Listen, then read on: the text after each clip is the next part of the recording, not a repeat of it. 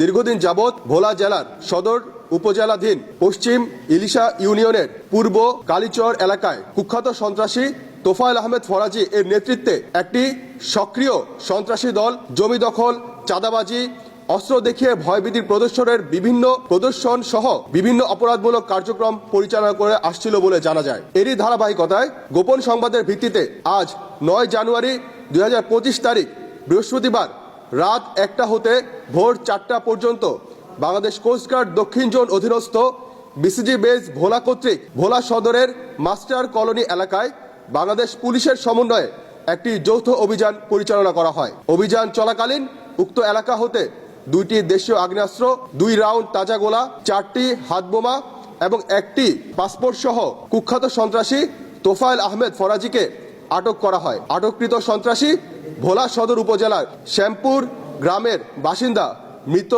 সৈয়দ আহমেদ ফরাজি এর ছেলে। পরবর্তীতে জব্দকৃত সকল আলামত সহ আটককৃত সন্ত্রাসীকে পরবর্তী আইনানুগ ব্যবস্থা গ্রহণের জন্য ভোলা সদর থানায় হস্তান্তর করা হয়। বাংলাদেশ কোস্টগার্ড কর্তৃক ভবিষ্যতে জনসাধারণের যান ও মালের নিরাপত্তা প্রদানের জন্য এরূপ অভিযান অব্যাহত থাকবে।